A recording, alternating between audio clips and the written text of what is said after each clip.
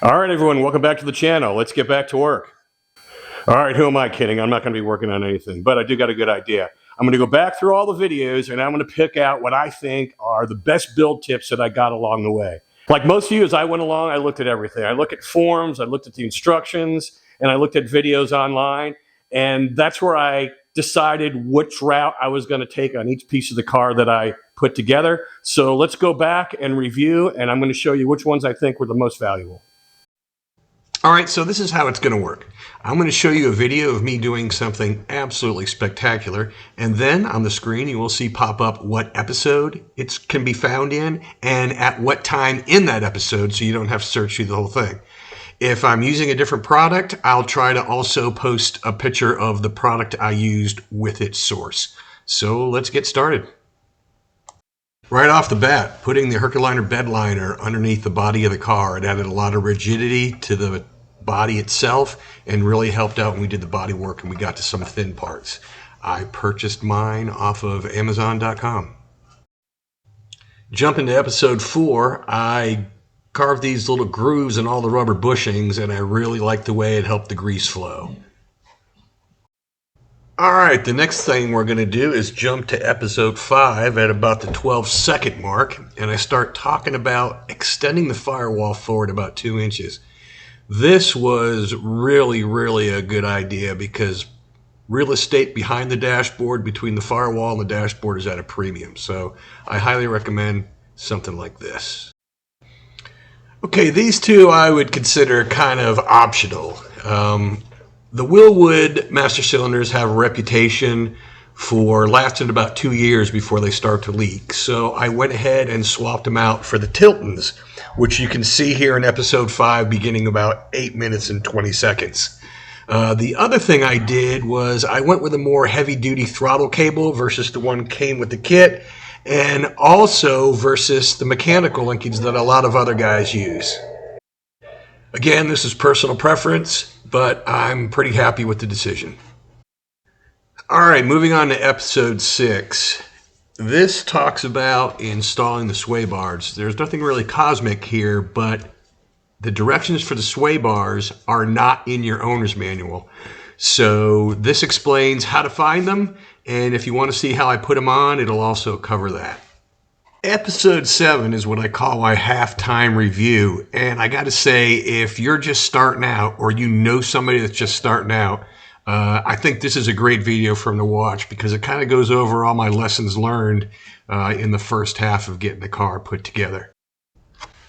Moving on to episode 9, an installation of the e-stop brake. I got this installation process off of the forums, and I was really happy with the way it turned out. Episode 11 has a lot of good stuff in it. We'll start off right at the 10-second mark with the Brown County's custom modular dashboard. This thing is made of really stout aluminum. It's much more stout than what comes with the kit, and I like the modular component of this system.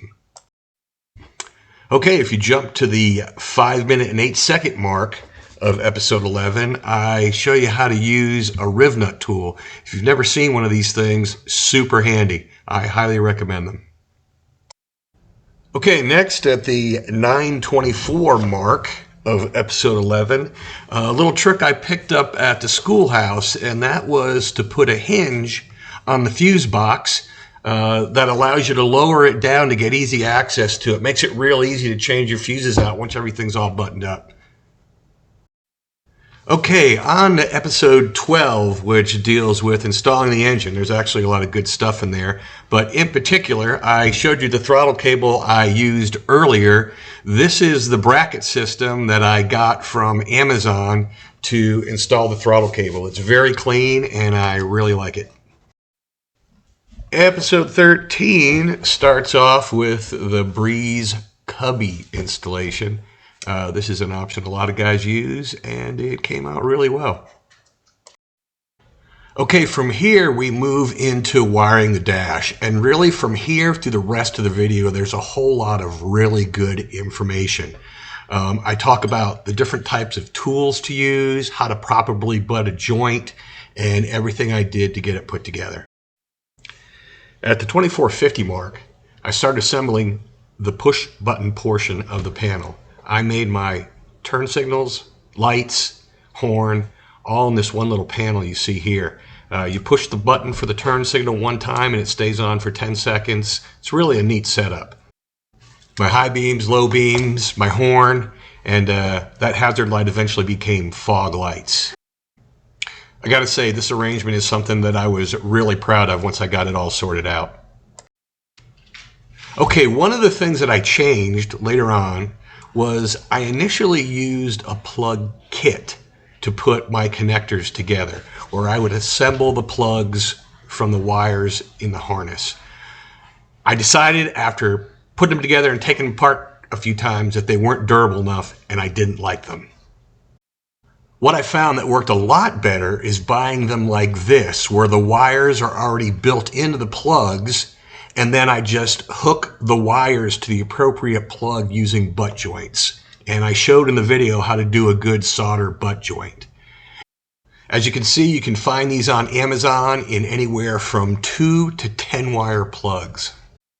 Okay, last thing I want to highlight on episode 13 is the wiring of the e-stop brake. There is actually a gotcha when you wire up the e-stop, and this explains in detail how to get it working correctly.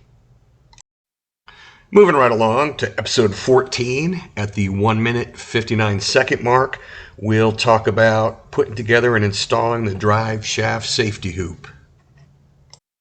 You can find several different versions of these. The one I have here is an all-star item off of Amazon. Okay, next up at the 922 mark is a grab handle that I installed, and this came out really well, and part of what gave it its strength is the overall strength of the dashboard, so they kind of work together. And this piece also came from Amazon. Okay, if you jump ahead to the 2352 mark, found this on the forums.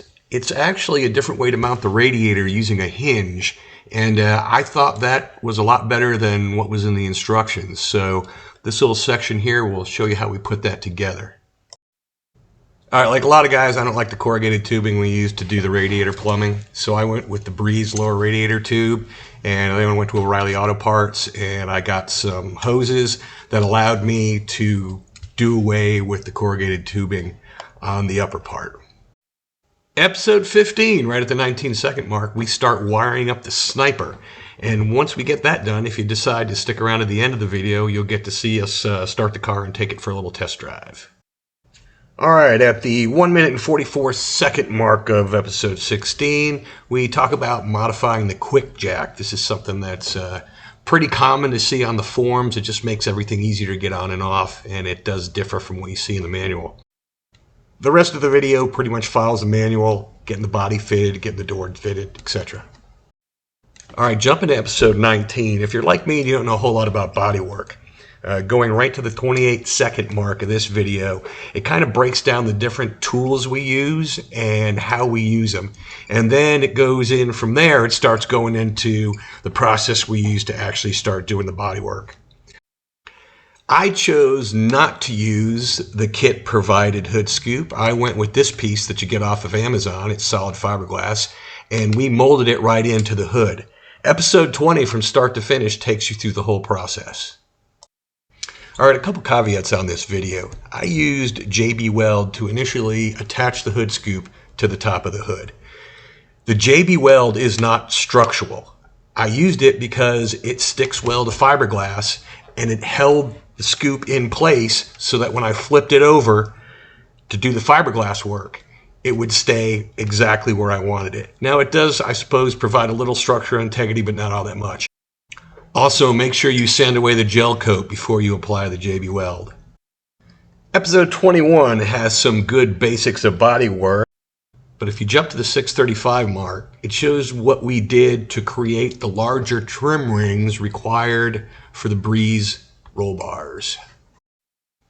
Episode 22 is really cool. I'm not using an oil cooler, so what I did was I created something that looks like an oil cooler that has fog lights in it.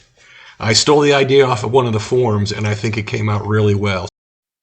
All right, that brings us to episode 23, where we installed the cool mat, which went surprisingly easily, and then right on to episode 24, where we put in the carpet. And that's going to about do it. Well, I hope you found that helpful. If there's anything you guys want to add, any additional pointers that might help people looking at this, please put them in the comments below. Don't forget to like and subscribe, and we'll see you on the next one.